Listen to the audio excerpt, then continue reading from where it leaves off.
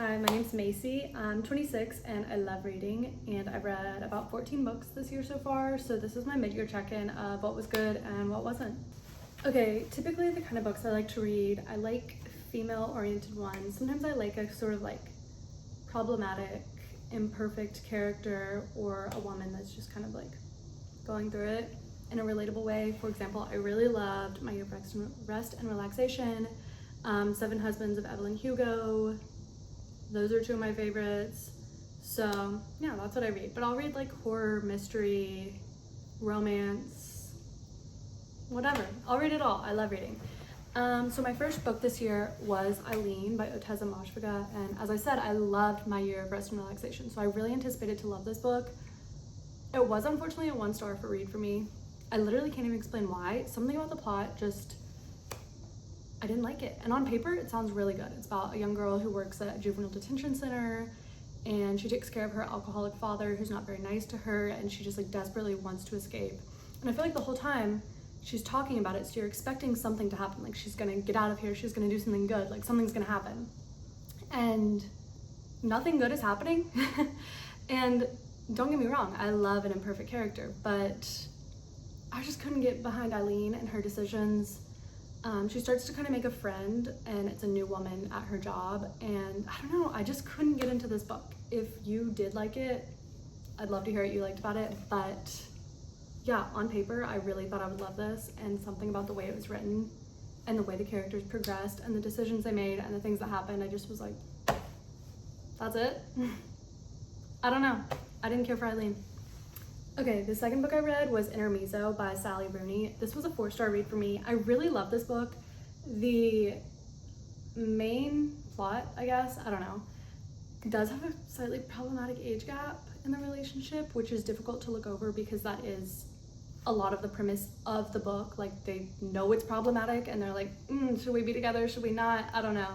So that was kind of difficult to look over, but I did enjoy the book because it sort of goes back and forth from different perspectives of like the main character, his brother, his partner, his brother's partner, and like everything going on in their lives separately, and how it all sort of intertwines, even though to them it seems like they're the center of their own world and like their problems are the worst problems, they're the only problems that matter, like no one else has it as bad as them, even though in reality like you're hearing everyone's side of the story and everyone kind of has their own thing going on. Yeah, I love this book. I really like Sally Rooney and could not put this book down. I read it in like a couple days because it was so good, and just one of those where you're like, oh my god, what's gonna happen next? Because it goes back and forth from everyone's perspective, and you're kind of realizing how they're affecting one another, but they're not, and just leaves you wanting more. Okay, next I read My Lover's Lover by Maggie O'Farrell.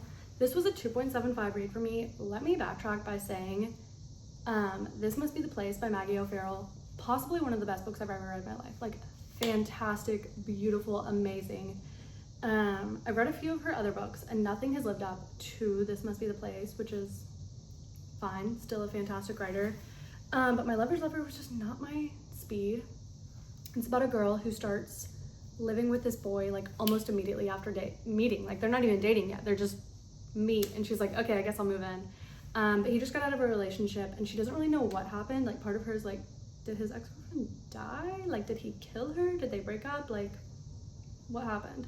So she sort of starts like haunting her. The ex-girlfriend is haunting the main character's thoughts, and she's like thinking she sees her everywhere, thinking she sees her in her house, following her on the street. Like, she's driving herself crazy, obsessing over her current love interest's ex. Again, on paper, this sounds like it'd be fantastic, but something about the writing was just not my favorite, and it was kind of just like, I don't know. Something about it I just couldn't get into. Okay, my third read was All's Well by Mona Awad. I give this 3.5 stars. It's one of those like depressing female main character books that probably isn't good for my mental, but I love it. It's about a woman who is in like the theater business. She works at a school and used to be an actress herself, but she's had some kind of debilitating accident that has left her in like constant horrible pain, and due to this pain she's obviously mentally unhappy while also physically feeling unwell. And then some like weird mysterious sort of like magical things start happening where she no longer feels this pain, but can like pass it along to others by touch. I loved this book because, I don't know, you can like feel her inner thoughts, and you can also feel everyone else around her being upset at her for being in pain and being unhappy, even though she can't help it. Like, she's just stuck like this. I loved this book. I loved watching her progress and grow and like make decisions that, because you've felt her pain by reading her words, you get why she's doing what she's doing, even though if it isn't like always good. I really love this book. 3.5 stars because the start was really slow to get into, and I didn't know if I'd be able to finish it because I was like, oh my god, this is a hard ass read. Oh, this girl is going through it. But then once the plot sort of like thickened and we started really getting into it, I couldn't put it down. My next read was Recipe for a Perfect Housewife by Karma Brown.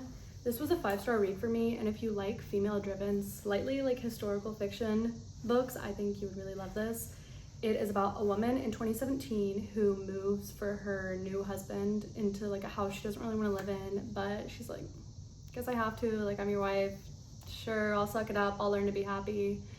And the chapters of the book jumps back and forth from her in present time 2017 and the previous owner and her husband in like the 1950s, and how even though they're like so different and living in different times and different experiences and like different historical moments for women, they still have such similar experiences, and there's a little bit of mystery to it. Like, it jumps back and forth from her finding like notes in old recipe books that the previous owner left behind, and like trying to dig up what happened to this woman and what she experienced and how it's similar to what she's going through. And it was just really good, and I liked it, and it was relatable, it was topical and like timely. I don't know, I really liked this one. And it was a quick, I don't want to say easy read because there's difficult things that happen in it at times, but it was quick in the sense that like you don't want to put it down and you want to keep reading. I read The Things We Didn't Know by Elba Perez, and it tells the story from very young to adulthood of this girl who grew up in Puerto Rico and then moves to like a predominantly white town and kind of goes back and forth from both places due to family circumstances that are just like complex yet relatable and real. And her and her brother trying to like stick together but fit in at school and like respect their culture and respect their family, but also fit in, and dealing with racism and like feeling left out. And it was just really good and an important story to tell, but at the same time the writing wasn't always my favorite or the most like grabbing for me personally. There were times where I was just like, what? And all things considered, it does follow her from like not start to finish, but like childhood to adulthood. And there were times where it felt sort of rushed, and there were parts that I was like, I feel like we should have touched on that more. There was like one page addressing this big thing that happened, and then we never went back to it. Like, what? So there are moments where it was rushed, but again, it's a good story and a good plot, and I enjoyed it. It just wasn't my favorite book in the world, but it wasn't bad. Next I read The Burrow by Melanie Chang. I believe this was like a 4-something star read for me. I'll insert each rating at the end and like the book itself, but I just can't remember off the top of my head. But I will say, major trigger warning.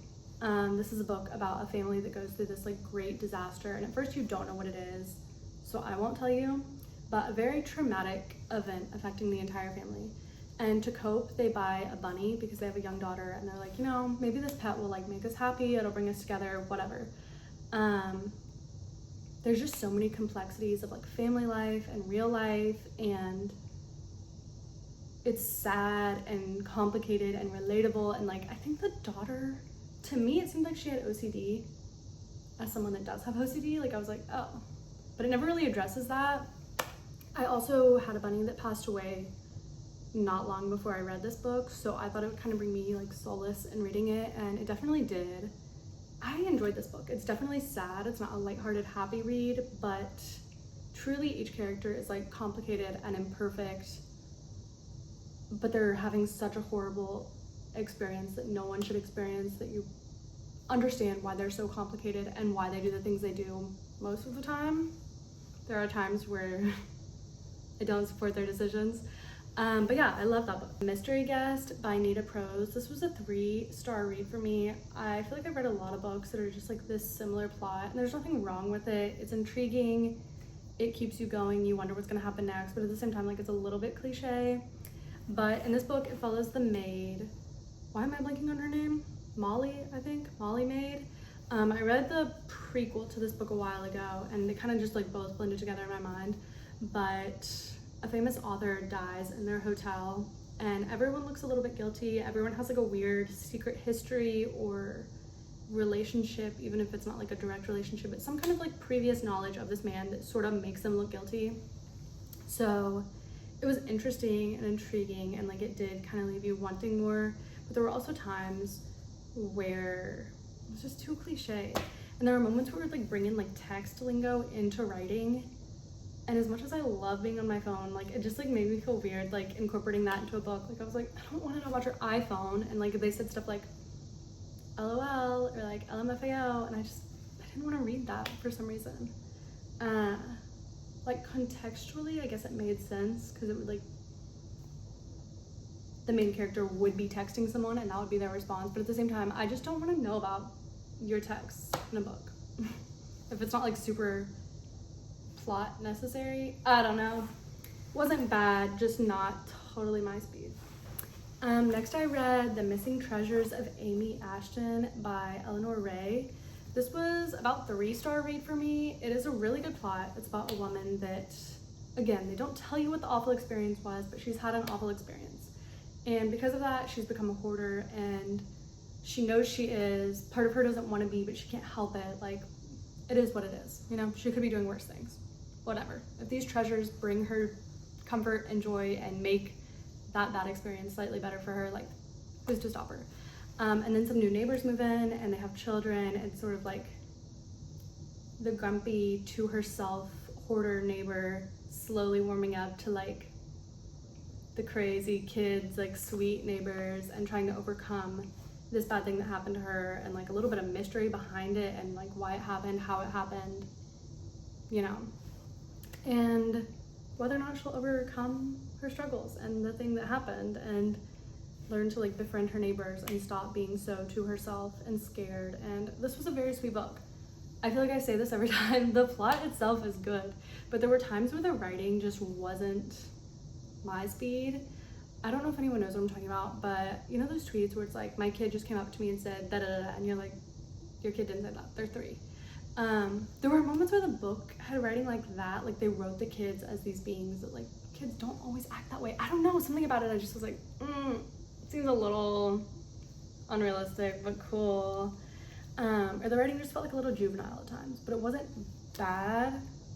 It just was a little like,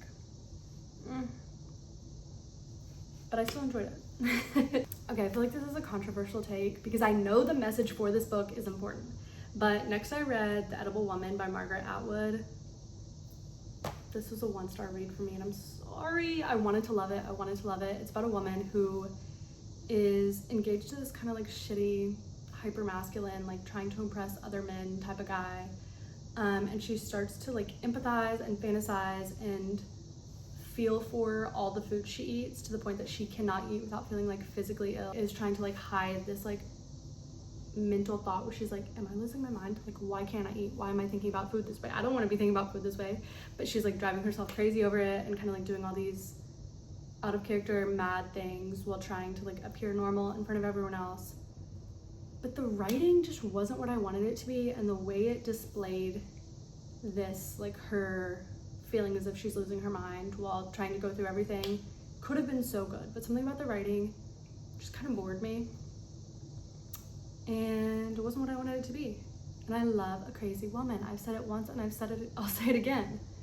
This just wasn't displayed the way I wanted it to be. And I'm sorry, because I know this is a very well-esteemed book and I feel like people love it, so I'm sorry. I read Anxious People by Fredrik Backman. I love this author.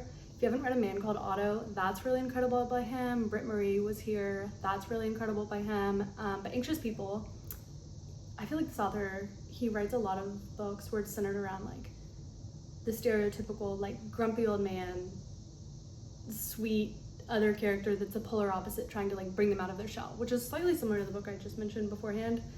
I don't know, like they're like complex characters and then another character that's a total opposite, and they're like kind of like clashing but making each other better. I don't know, that's what I feel like Fredrik Backman does best. But Anxious People is about like a bank robbery gone wrong, and it turns into a hostage situation. But like, you empathize with the bank robber and you empathize with all the people in there, and they're all so different and like there for different reasons, and all ended up in the same place, like right place, wrong time, I guess. And it jumps back and forth from like present time to past time, and each character and like why they are the way they are and why they're doing what they're doing in that moment. And it kind of just shows how like every little bit of past, present, future makes someone who they are, and like affects how they behave in every exact moment. But yeah, I really love this book. Very fantastic writer. Would recommend him. All right, next I read Come and Get It by Kylie Reed. Incredible book. Incredible book. If you love a character that you kind of also hate, this is the book for you. This was a 4.75 book for me. The only reason it wasn't 5 stars because like I hated the characters so much that I was like mad at them at the end for the things they did, that I could not give them 5 stars even though I loved it. But it just gets you so worked up because like you're reading it, and as it's happening you're wanting to like scream at your book and like tell them to do something else. It's about a girl in college named Millie, and she is an RA at like a predominantly white college, and she herself is Black. And first of all, it touches on like the weird microaggressions and things like that she deals with on a day-to-day basis. And then it kind of follows other students in her dorm that she's the RA for, while also following a professor that's like writing a book / article interviewing like these college students and seeing how they behave and just like the things they say, the things they do, how they handle money, how they handle friendships, like them and their weird microaggressions. And it's so complicated and shows each character's stories, and there's things they do that are just so infuriating and surprising, and you want to yell at them, but you can't rewrite the book and change what they do. And it definitely makes the plot so damn good. It's so good. It really will get you so worked up. I loved this book. I could not put it down. I also read Such a Fun Age by this author. While I loved that, Come and Get It like a million times better. So good. I highly recommend her and this book if you just want to like become so connected to characters. I don't know, I just love a hateable character. I love a character that you get but they make bad decisions, because like a perfect character is so boring if they're just doing the right thing 24/7 and they're like boring floating through or whatever. Like, no, I need a juicy crazy plot where they're doing some shit that upsets you highly. Yeah, I talked about this book for 2 minutes, I think, so I'm gonna shut up, but it's so good. Okay, the last book of this portion that I finished midway through the year is Clown in a Cornfield by Adam, don't remember his last name, but if you look it up, you'll know. I usually don't go for like horror slashers, or if I do, it's more like mystery driven and more like suspense, psychological thriller rather than just like straight up slasher. But I joined a book club and this was the first book we read, so I was like, okay, I guess I'll give it a shot. I surprisingly really enjoyed this book. The beginning, I truly was like, this is gonna be a job to read. Like this, I hate this book. I don't know if I can finish this. I'm gonna have to force myself. Because the first couple pages, it felt very like adult writer trying to write in Gen Z slang, but it's like super inaccurate and like choppy. It makes you like, ugh, can't finish it, bad. But either that went away as I read, or I got used to it and stopped noticing it. I literally don't know which, but I think it went away as I read. But it's about a girl, it's so cliche, but it's still good. She moves to a new town with her dad. Her mom is not in the picture, and she is like the new student trying to fit in with like the cool kids, and then here comes killer, slasher, scary clown. But it's really good, and as cliche as it is, it has like all the good tropes that every horror movie has, and I enjoyed it. I really liked it, and there were a few cute little parts that like were unexpected and like silly and funny in a weird way, and then other parts where it was like, don't want to read that because it's gory.